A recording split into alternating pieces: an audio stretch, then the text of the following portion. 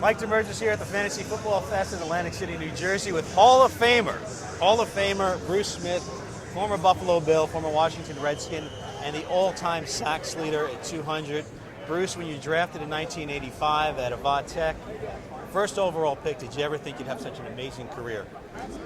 I had no clue. But, you know, it was a process of understanding what was expected out of me. Realizing that there were many folks that saw more in me than I saw in myself at that point in time, at such a young stage in my life and my career. And I worked hard, I was committed, I made a lot of sacrifices and played for a great coach in Marv Levy and had great teammates and things just kind of gelled together. You know, when I was writing my book about the USFL, I talked to Jim Kelly and I talked to Marv Levy.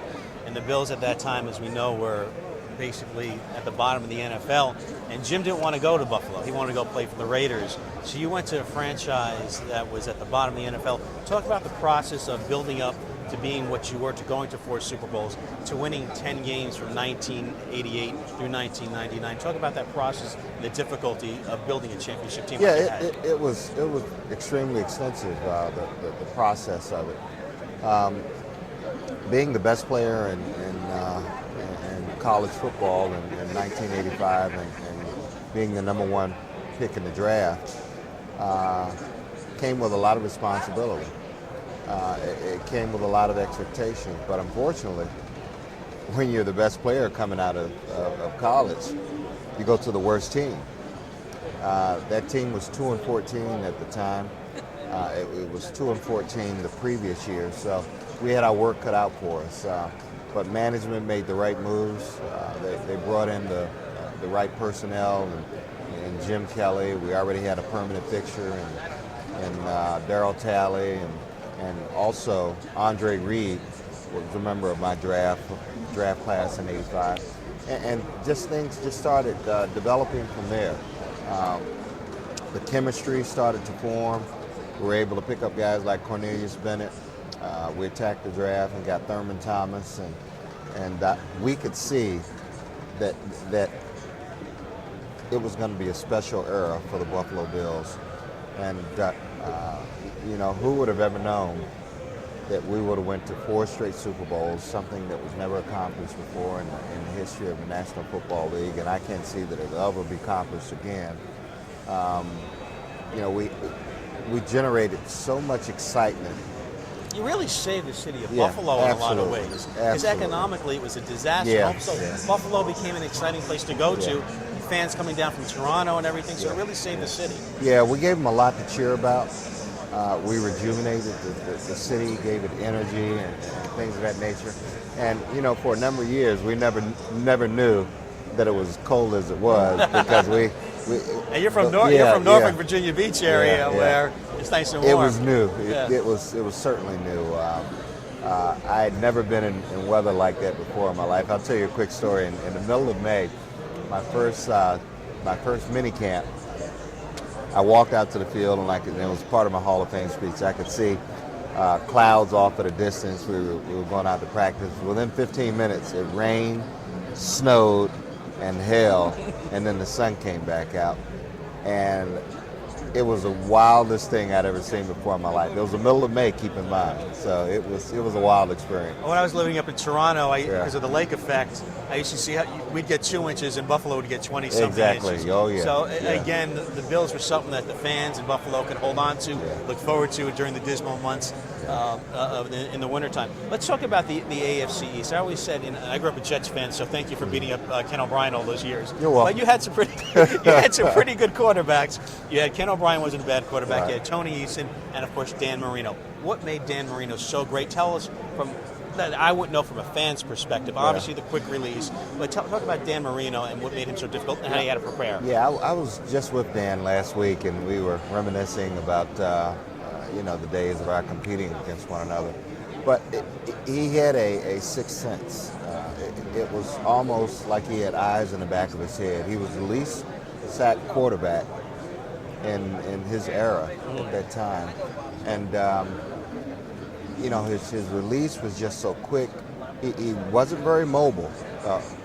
That's putting it politely. But he had the quick step where he could move. He wasn't mobile at Yeah.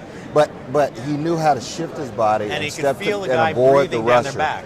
Yeah, so he was just a phenomenal talent, a student of the game, had a rifle for an arm, and Dutton and Clayton, was his favorite receivers. One would only imagine what he could accomplish if he had had a running game. And talk about, with Jim Kelly, of course, a Hall of Famer. Jim also credited you as being the best defensive lineman in the history of the game, so I just want you to know that, which I think is pretty much a given. I agree with it. We see the game today. You see back then, Jim Kelly took the pressure off of the defense, where you guys could be creative, you could be a little more aggressive. Talk about how a quarterback can make a defense better. Well, there's no doubt about it. That offense made our defense a much better defense. Did you mind the up-tempo, the no-huddle, though? Well, they didn't eat up the clock, though, to keep you guys off the field. It didn't eat up the clock. They would score so quick in some situations, we wouldn't have a time enough to have a cup of water or what have you. But we had, in that time, the most potent offense that the game had ever seen. We had so many weapons. They could do it quickly. They could slow the pace down. But that no-huddle offense really kept a lot of teams off guard. Excuse me. And I was very fortunate to be able to play for Ted Monterbroda, who was the offensive guru, and Jim Kelly, and Thurman, and Andre Reed, and James Lawson, and Don Beebe, and so many others. And that offensive line we had, it provided an atmosphere where they would score so many points. The opposing team had to put the ball in the air to keep up with us. And that gave us more opportunities to sack the quarterback and harass the quarterback. And you talk about that mentality of if you're playing ahead, it's a totally different way you approach the quarterback. You don't have to worry about the run. You can go right after them. Completely different. Completely different. When you know your offense is going to put 25, 30 points on the game, up on the board, that puts the opposing team in a difficult situation. They want to have balance, but you can't have balance because you have to score. You have to take chances that you ordinarily wouldn't take. And unfortunately for us, that put us in a great situation because if we got a turnover and gave the ball back to our offense, we knew it was just a matter of time before they put points on the board. Let me ask you something, Ruth. You guys went to 4 championships, and to go back, and the hardest thing in life, not just football, you get knocked down to keep going back. Does it bother you that say, the Bills lost 4 in a row? Do you take a personal offense to that? That they don't look at me as a Super Bowl champion, but you have to be proud that you guys went to 4 Super Bowls in a row.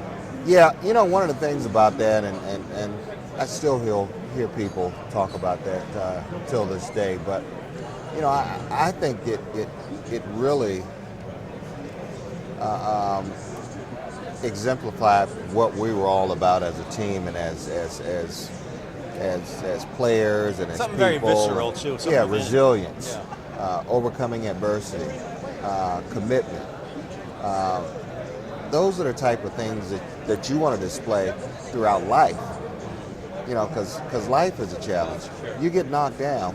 Are you going to sit around and mope and not put forth your best effort the next time?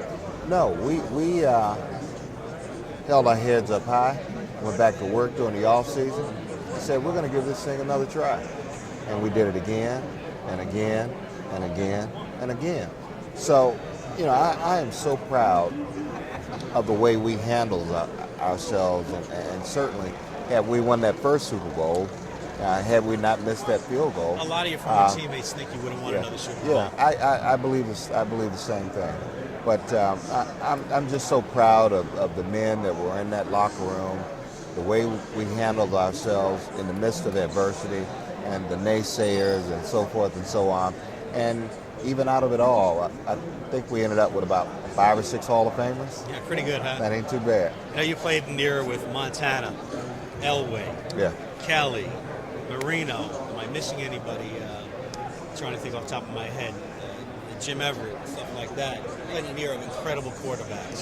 Now we see where the running game isn't as important, where the quarterbacks like in your time, it's so important. You see teams with maybe 2 running backs, and they're able to win, like the Giants win a Super Bowl. So it really makes it important. If the quarterback's the most important position in the game, and you don't need a running back like you used to do, like the Ravens did with Jamal Lewis, relied on the running game. It makes the defensive end, you saw it with the Giants, JPP, Justin Tuck, it makes the defensive end, the position you play, that much more important today. You agree with that? Yeah, I think it's the evolution of the game and the mindset of opposing teams, and certainly the league would like to see more points being scored, and excitement is the quarterback putting the ball up in the air, to be quite frank with you. So the defensive end position will always be extremely important. To take a dominant quarterback out of his element, you have to put pressure on him. You have to harass him. You have to make him throw under duress. You have to make him visually and physically aware that you're somewhere around. And yeah, you're absolutely right. The great defensive ends that can get to the quarterback makes a difference in the ball game. Was there a quarterback, and Marino obviously notwithstanding, a quarterback that you knew you could get to mentally if you laid a hit on him, put a little pressure up front, that you knew you could kind of get to and beat him mentally? All of them.